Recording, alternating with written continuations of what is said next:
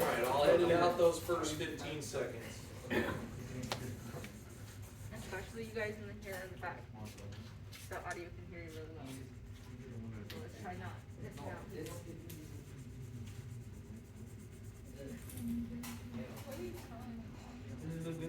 Alright, so we're starting in on a new topic today called demography. Please? Okay, is it this one? Alright, so before we get started, here's our routine and some reminders. Okay, this is what we're getting through, as many of these today as we can. Okay, our first thing we're going to talk about is just a couple reminders, and then what day is it today? It's St. Patrick's Day. So you guys know I am super Irish, so we'll do a little quick video and discussion on this. But your reminders are: keep the class at an appropriate volume. That includes your language. Don't shout across the classroom. Cell phones should not be out when I'm instructing. But when you guys are working on your work, at the end, you can check your phone a couple times. But try not to use it until it's all completed. Okay, stay in your seats. I get it if you want to charge your phone, hop up and plug it in and then go back to where you were seated. Alright? But again, we are going to talk about St. Patrick's Day. We are going to have that discussion a little bit in the context of what we're going to be getting into. You guys are going to then jump into Quizlet so that we can see what terms you guys know ahead of time. Okay? So we're front loading, but we're also trying to see what you guys know in advance. What's in that box? In the box down here is a little run-around corral area for Mushu if he gets too out of control. You can see him, her jumping up on her little hammock there, her little hammock bed, right? So back to what I was saying though, we're going to go through Quizlet one time just so we can go through the terms together and see what you guys already know, and then we're going to jump into our presentation. This is in week 11 and it's called Demography Questions. You're going to follow along to my slides while answering those questions, and you can even click on the slides and look at them yourself. Partway through this lesson, we are going to watch a video as well about the Ukrainian-Russian conflict. Okay, we're talking about it in, again, terms of demography, which, as we will learn, a lot of it refers to migration. Okay, as many of you students in this class, either your family or yourself migrated from another nation, and we are going to be delving into that further. Okay, the very last thing you have to do for the day is fill out an exit ticket, a Google form survey. You guys have done these before, and this is going to help transition us into the mini project that we're going to be doing, where we are picking a country or a region and talking about their demographics as well as their migration patterns. So if you guys, for example, want to pick Mexico, you can talk about the border of Mexico and the United States, how many people have crossed it, how many family members maybe of yours, right? I want you to pick a country or region that may have at least some cultural significance or at least of interest to yourself. Okay, so that is the plan for today. But let's go ahead and get started with our St. Patrick's Day video. Millions of people around the Okay, this video you're going to hopefully learn a lot about, and we're going to discuss, and I just want to know what you guys learned from this. world don their best green attire every March 17th to celebrate St. Patrick's Day. But there is a lot we bet you didn't know about Ireland's patron saint. To start with, St. Patrick wasn't even Irish. He was born around the 5th century in Britain, then part of the Roman Empire. At 16, he was kidnapped by Irish raiders and spent 6 years in captivity. He converted to Christianity and later returned to Ireland to spend the rest of his life working as a Christian missionary. After Patrick died on March 17, 461, he was largely forgotten until mythology and legend grew, and centuries later he was honored as the patron saint of Ireland. According to one famous myth, Patrick drove all the snakes from Ireland. The story symbolized Patrick cleansing the island of paganism. There's just one problem. Ireland never had any snakes to begin with. The Emerald Isle is surrounded by water too frigid for snakes to migrate there, whether from Britain or anywhere else. According to another famous story, Patrick used the 3 leaves of the shamrock to explain the Holy Trinity. As a result, people in 18th century Ireland started wearing shamrocks on March 17th to signify their Irish Christian pride. That tradition later grew into wearing green clothing, a popular St. Patrick's Day custom today. Though shamrocks don't really exist, we know them as any one of several 3-leaf plants, such as wood sorrel or white and yellow clover. As important as St. Patrick is to Irish history, we bet you didn't know the tradition of celebrating March 17th with parades actually started in America.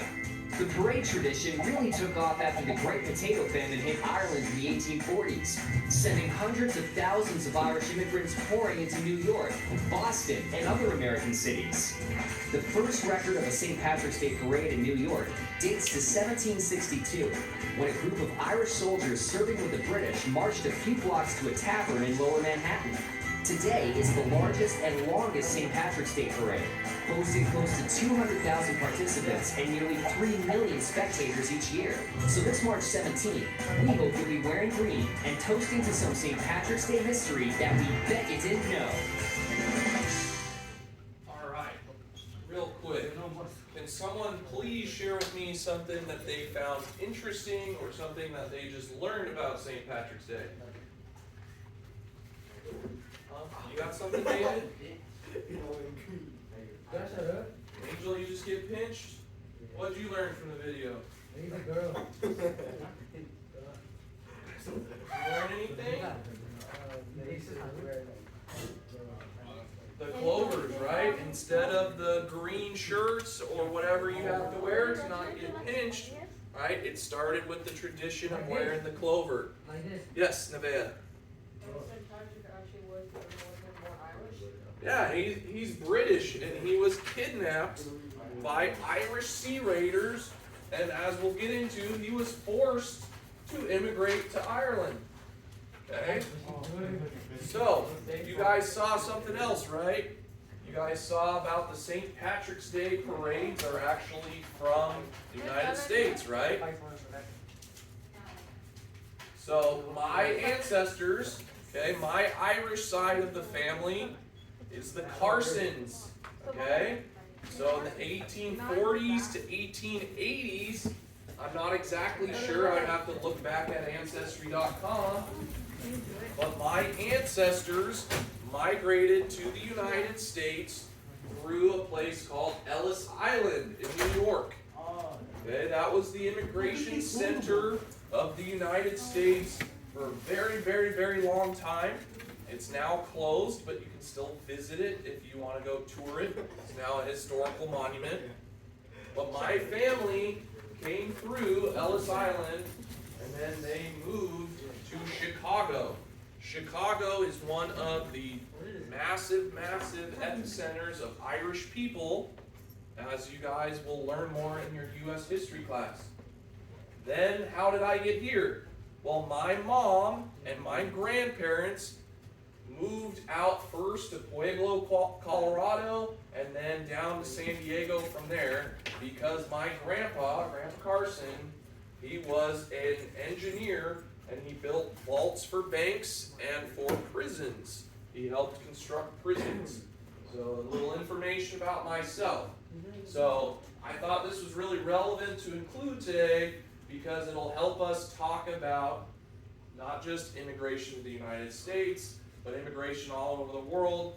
And as you guys, many of you, like Gene, for example, could be first-generation immigrants to the United States, or maybe some of our other Latino students, their families came over and now they're the second generation, or even maybe like our peer tutor Stefana's case, where she came here from Iraq at a young age. Okay? So we are all connected. We have all, throughout our history, came to this country in one way or another. So please, please open up in week 11 your demography questions so we can get started on our presentation. All right? So, included here is a hyperlink for the Google slideshow if you guys want to follow along on the slides or reference back to them. Okay? Before we do that, I am going to get us up on Quizlet Live so that we can introduce the terms. Okay, so I'm going to get the Quizlet Live going, and while I do that, I'm going to take attendance and we'll get started.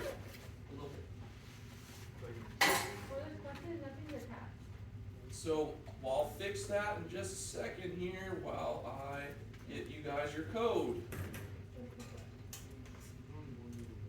Alright, here is your code coming up.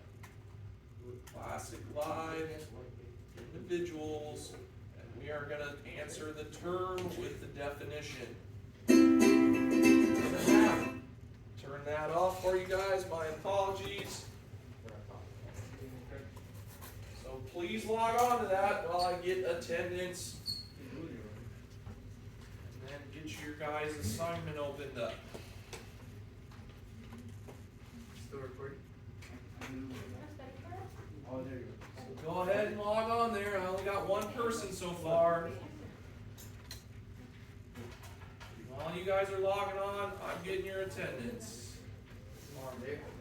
So 638834 is your code.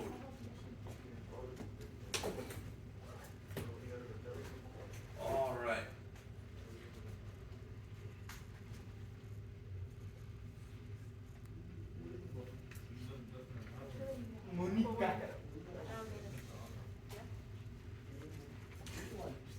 Alright, we are just gonna play this one time through, so I need more than just 3 players.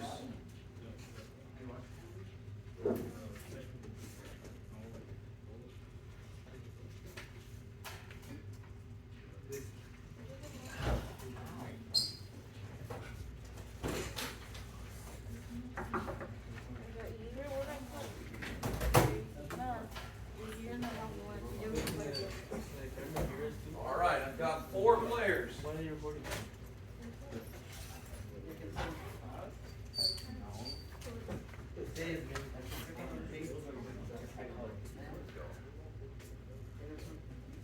Alright, and while you guys are getting logged in, you might notice I brought in a shirt that I would probably be wearing if I wasn't teaching right now.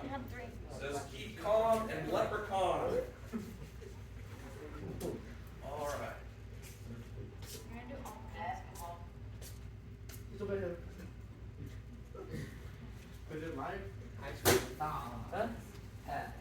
Okay, Ivan, since you just got in here, log on to the Quizlet. You the loner? Yeah. Alright. Let me take my phone book.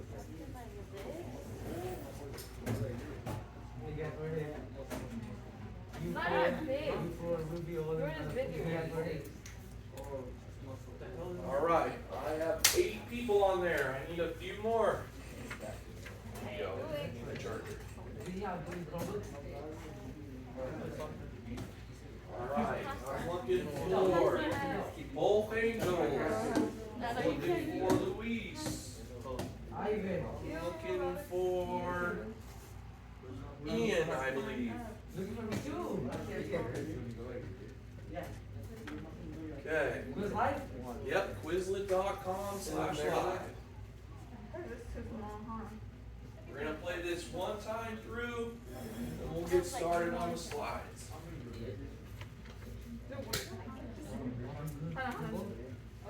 Ready?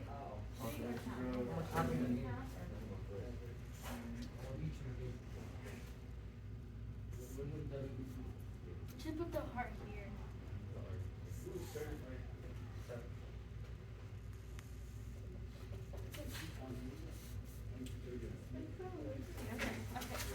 All right.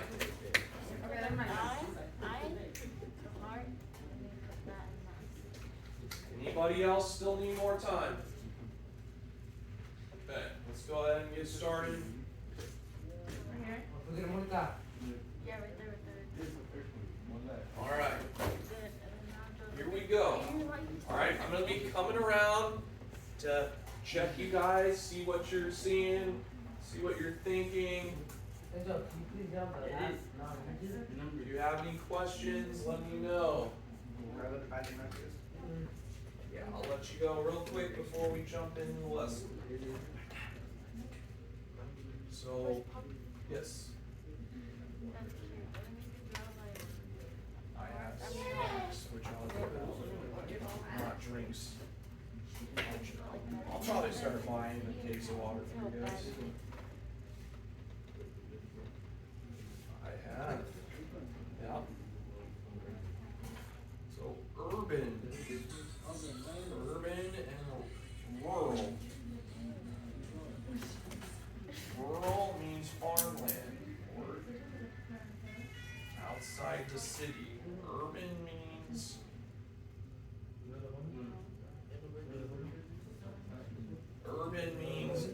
large groups of people together in a small area. You haven't seen it? Referring to like a city or something like that. Yeah. Okay. Urbanization refers to the movement to those towns. Okay. Like rural. Yeah, exactly. 9 teams, so we're looking for a winner. We've got someone looking good. Stingrays are looking good. Do you have a question? Life expectancy, what does that mean? Oh, I'm not second. Wow. David. Angel Segundo with our winner. Alright, so good. Looks like some of you guys got this. Some of you had a difficult time with this. Again, I wasn't expecting you to know any of these terms. I was hoping you might know one or two. Alright, so we're going to go through our data here and see what we learned. Okay? So life expectancy, yeah, we'll write you pass. Life expectancy, right? Obviously life is your life. Expectancy, that's a more difficult word, so I can understand why we missed that one. Okay? The number of years you can expect to live. Okay? So that's the average age people in a certain area die at. Okay? The life expectancy can also be changed for your specific demographics, as we'll learn about. For example, pale white guys living in San Diego probably aren't going to live quite as long because they might get skin cancer or something like you guys know about. But you might be a little better off than me. So, population density, number of individuals in an area of a specific size. Okay, I made an example in third period because you guys love Takis and Doritos that I like to give out. Is that all that extra air in the bag? Right? Think about if your bag didn't come with all that extra air and it was completely full, right? That would be more dense, would be more compacted, there'd be more chips. Okay, so when we're talking about population density, right, we're talking about how many people are packed into a small area, right? El Cajon has a ton of apartments in the box. That's what it means in Spanish for those of you that didn't know, right? It's flat down here in the box, the valley with all of the mountains around us, and we can fit a ton of apartments to house people. So El Cajon's population density is pretty significant. I believe there's somewhere around 300,000 people in El Cajon. The city of San Diego is closer to 2 million though. Okay? Population growth, right? That's the growing of the population in an area, right? My comparison earlier in third period was I was talking to Rabia, you know, you guys are all 14, 15, somewhere in that area. Most of you are going to keep growing, right? I'm done growing. I am older than you. I have gone past the age that I keep growing. But the majority of you, like Luis, for example, is very tall. But I expect him to grow a little bit more. Or same with Ian. Ian's tall, and I expect him to grow even more. Okay? And then the last one I was hoping to talk about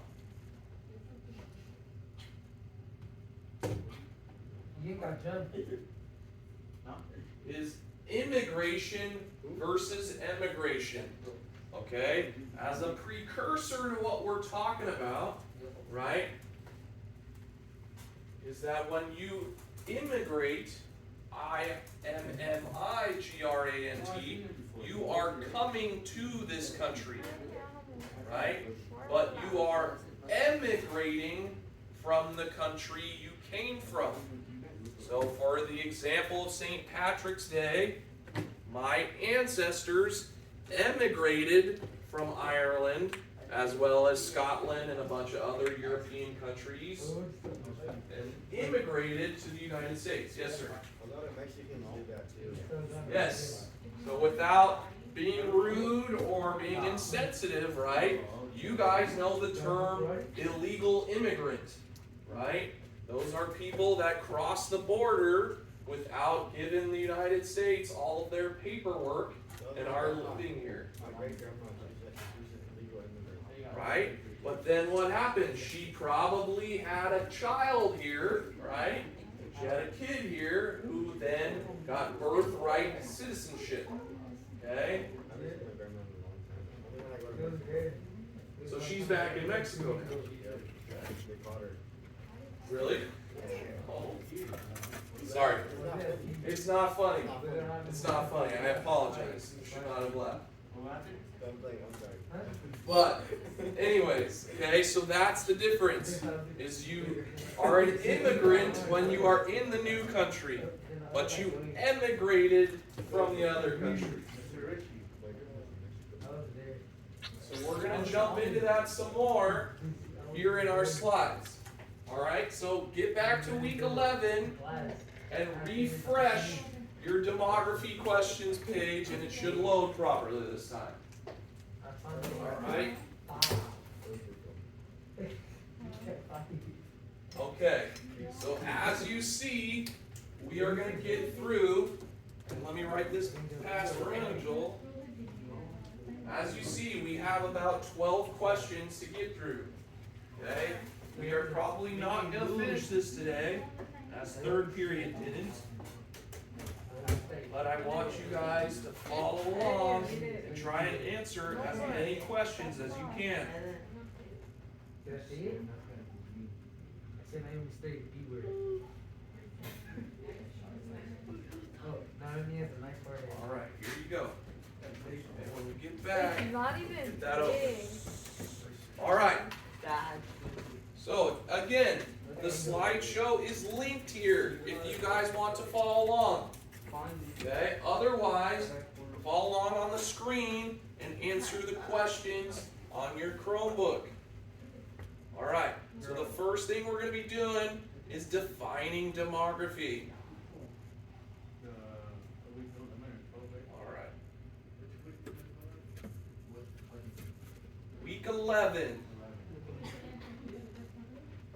Alright, so let's get started with these Google slides. Okay? In your own words, I want you to define demography. Okay?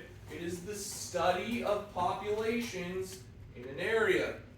Okay? That includes birth, marriage, migration, as we just started talking about, and death. Yes, it includes death because we are talking about the growth or decline of populations. Alright, so please take a moment to try and define demography in one sentence in your own words. Okay?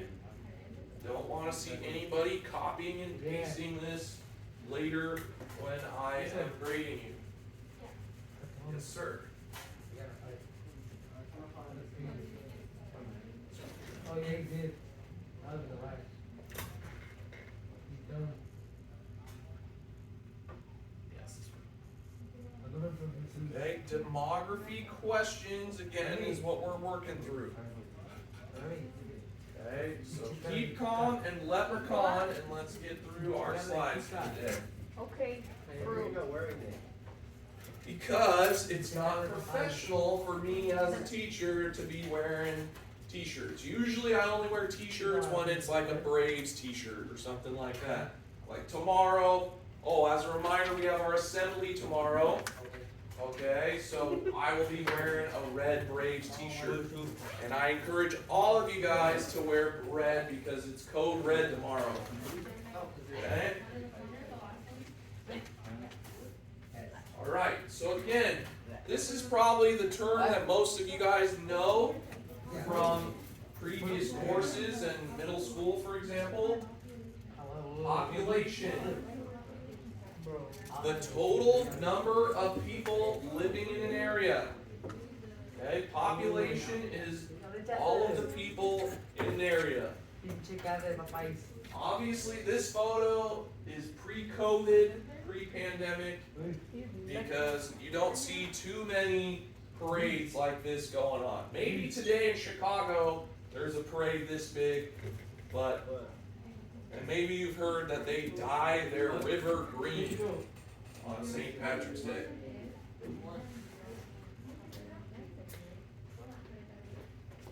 So, number 2 is going to refer to population and population density. So that's our next slide. Okay, if population is all of the people living in an area, population density is the average number of people in a square mile. Okay? So, oh, let me get the slideshow back up. There you go.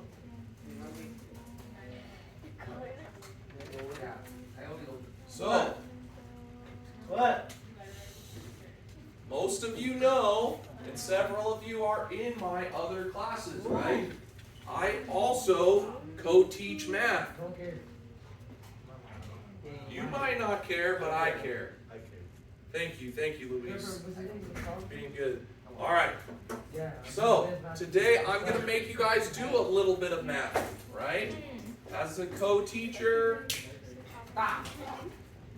teaching integrated mathematics 1, I like to apply interdisciplinary studies when I can. That means applying other classroom subjects to what you guys are learning. Alright?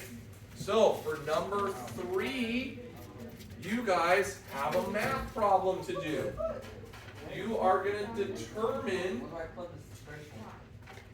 determine the population density as it asks for. It says there's 100,000 people living in a 5 square mile radius.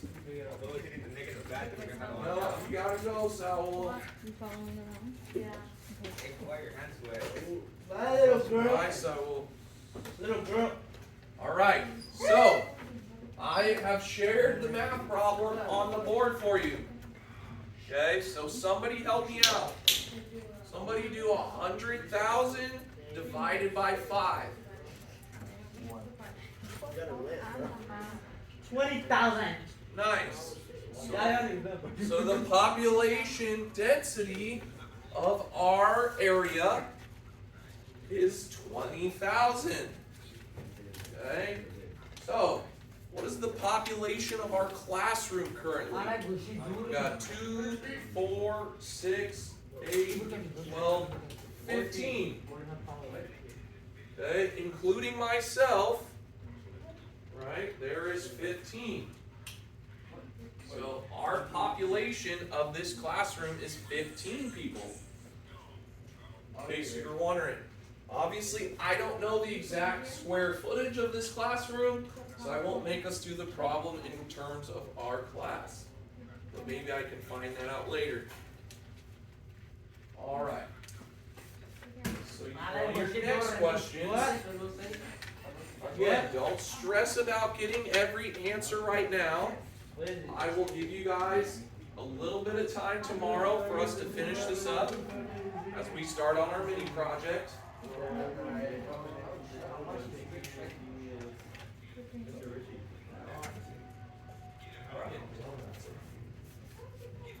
Alright. So, what are some of the most densely populated regions in the world?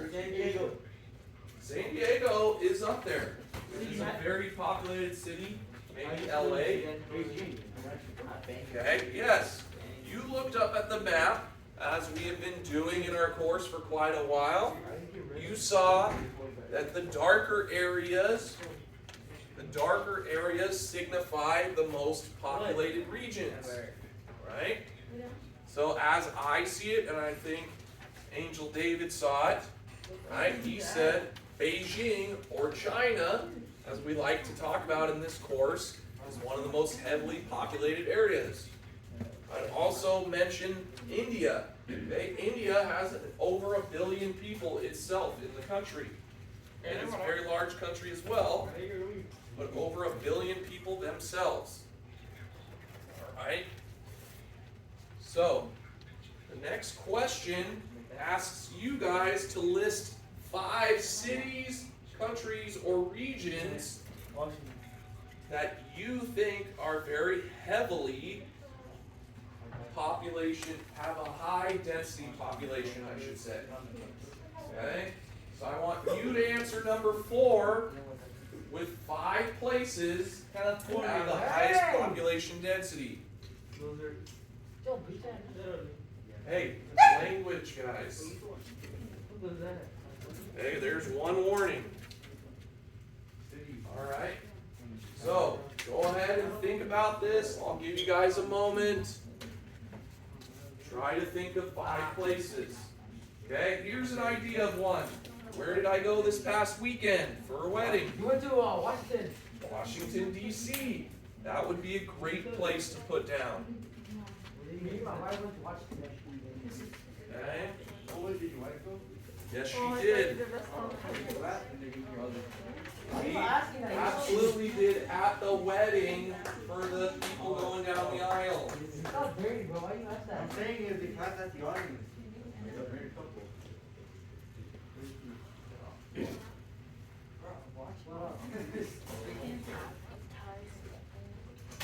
Alright, Did you pass? You saw it? so It's not funny. let's get back to our slides for a moment. You should have had about enough time to think about 5 places. And again, if you don't get all of them, that's okay today. Lord, we have to be God. We have to be God. Okay, Why? present, yes. Okay, population growth. Population growth. Each year the world's population increases by 80 million people. Okay, our world population is well over 7 billion now. Wait, that's for number 4 or 5? I can hear it. That's going to be coming up for number 5. Demographers predict an increase in famine and disease. They also predict an increase in levels of technology and creativity. So I don't know that they predicted the COVID-19 pandemic when we were working on this, but they were predicting an increase in famine and disease. Okay, so they take this into account when they're coming up with their metrics. Okay, but as I was saying before, growth refers to an increase in something, whether it's your height or maybe your weight, like me, who's been putting on a few pounds. Hey, come back. But, you know, sometimes it's good and sometimes it's bad growth. we'll talk a little bit more about that on the next slide. Yeah, shut up. Be nice. I was waiting. Okay, waiting on Diego, and then we'll keep going. Where is Diego? That's alright. It'll take a little bit of time. Alright, Hey. So, Oh no. he's good. Okay, so like I was saying, for you guys listening, let's get back on track, Gene. Okay, adding to the population refers to being born in the area or immigrating to the area, right? El Cajon Valley High School is an incredibly diverse school. The worst. You guys immigrate to this country and come to the school from all over the world. From the Middle East, from Africa, from all parts of Latin America, right? And as we are seeing now, and we're going to talk about in a couple minutes, maybe you guys saw in the news how Ukrainians have made it all the way to the U.S.-Mexico border. So there is several migrant families of Ukrainians who are now waiting at our border in TJ or in El Paso to get sanctuary to come and live in the United States. Okay? So once we finish our slides here, we're going to watch our video about Ukraine-Russia conflict. As you guys know, I like sharing with you and keeping you guys up to date on. And it's a great way to see emigration from Ukraine into countries like Poland and the rest of Europe, as well as immigration into those countries such as the United States. Okay, so we will probably see here at our school in the next 2-3 years a bunch of Ukrainian students potentially, and actually quite a few Russian students even as well. There are a lot of Russian people trying to get out of Russia right now because they cannot speak out against this war. You will be arrested if you are out protesting in the streets of Russia right now. Okay? So subtracting from the population is death, like in war, or just natural deaths or from disease, as well as emigration, like the Ukrainian people leaving Ukraine. Yes. Yes, Miss Ellen, right, okay. Yeah, Millie. All right.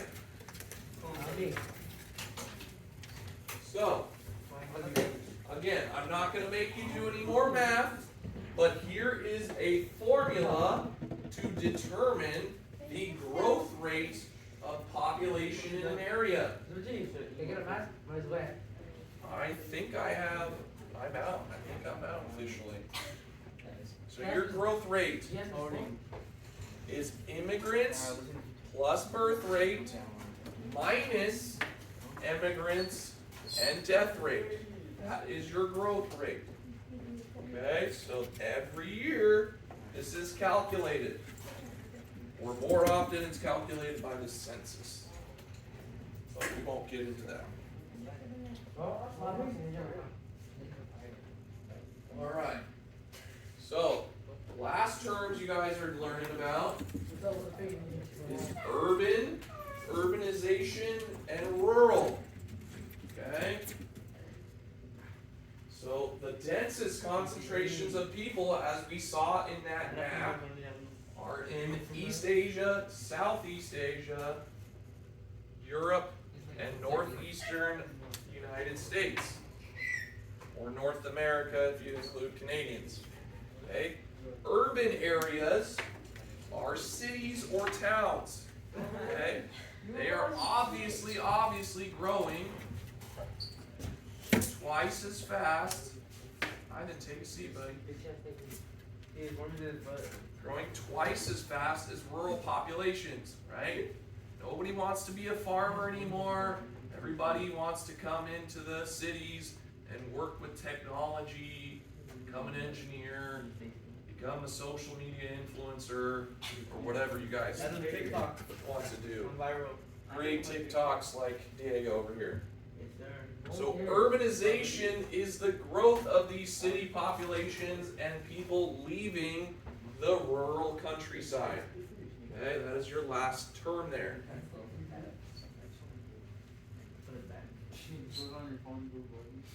Okay, so here's your last slide. Life expectancy. Okay, again, we talked about it in our Quizlet terms a little earlier. That is how long the average person is expected to live in an area. 2018. What? Yeah, that's my parents. That's when they got married. Okay? It all depends on one's culture and what country they're from. Okay? And then the last term, these are the hardest terms in our new vocab, is per capita GDP.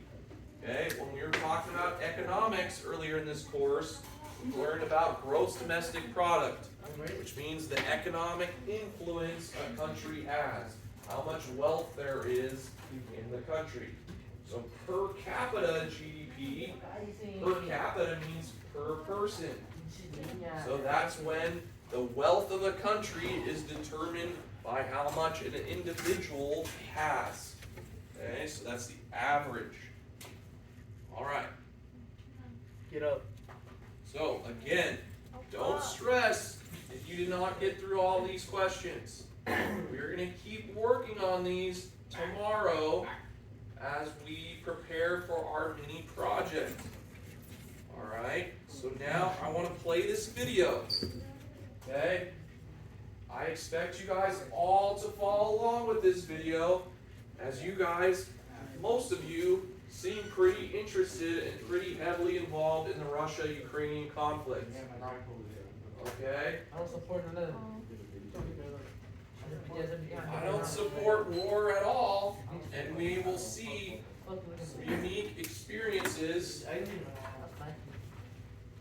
Gotta stop talking like that, Ivan. That's your second warning. I'll send you outside on the next one.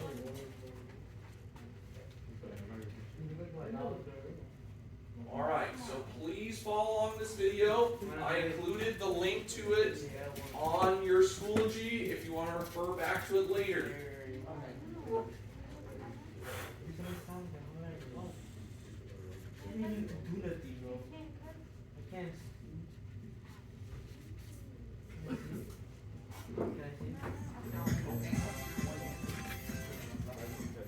As soon as our little ads over here, we'll get started. Amazon. I'm gonna leave. Guess I'll walk in.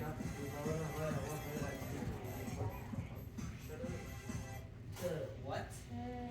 Everybody.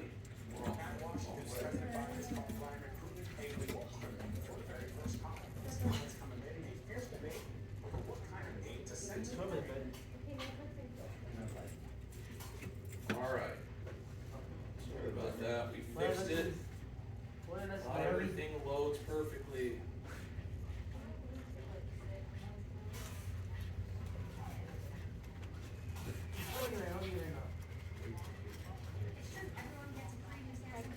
You guys gotta watch one more ad. One more ad.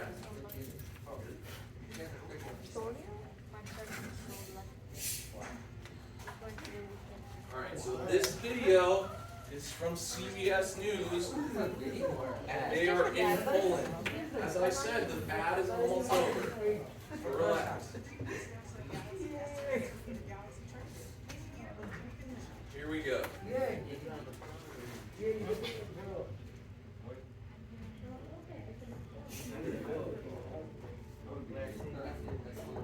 Are you scared?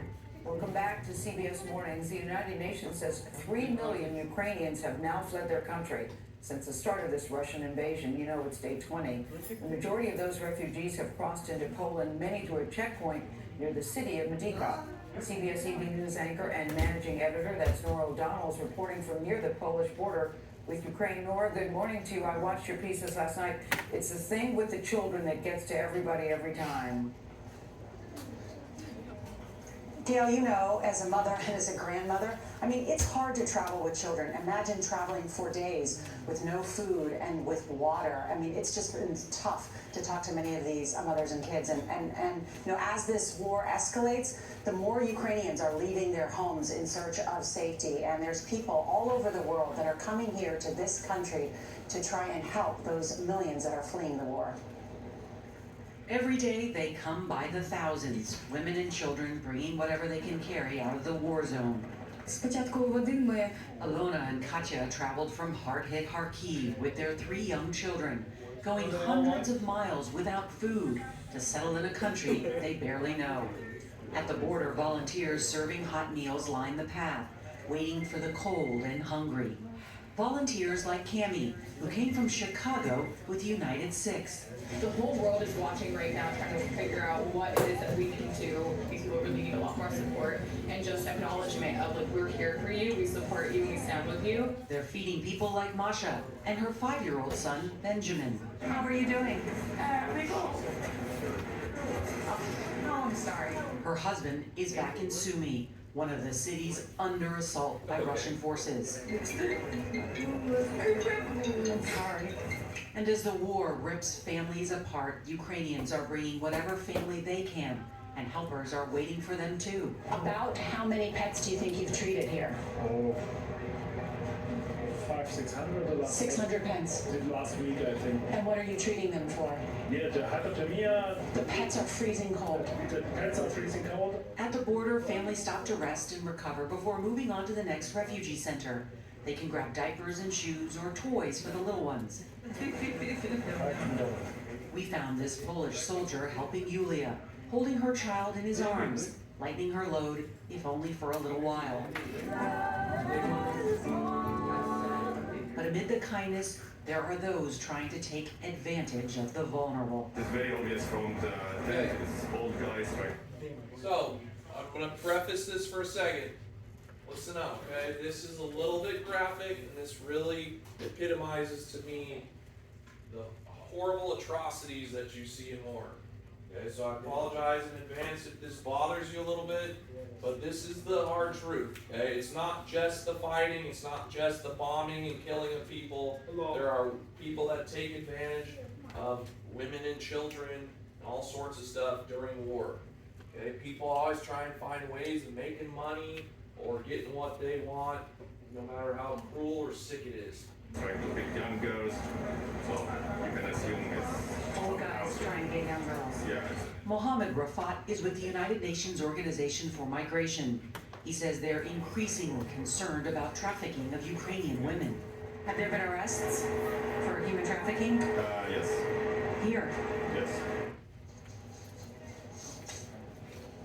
You know, and as if the refugees didn't have enough to worry about, their safety officials at the border were telling us they're trying to protect women and girls. They say do not get into cars offering rides. Make sure you get on those official buses that will bring them to safety. Tony, Gail, and Brad. Yeah, we started hearing about that last week, Tony, when you were talking about attacks on women. And you're so right, Nora, that's the last thing you need to worry about during this particular time. There's always somebody who will take advantage of a terrible situation. But early... Alright guys, so with the last 2 minutes of the period, your job is to answer the exit ticket. Okay, so you have a Google form survey to fill out, and that is going to help prepare you for the mini project going forward. Okay, you hear that? So fill out your Google form survey, week 11, and that's your ticket out the door today. Okay, it should only take you about a minute to complete. Alright everyone? Angry.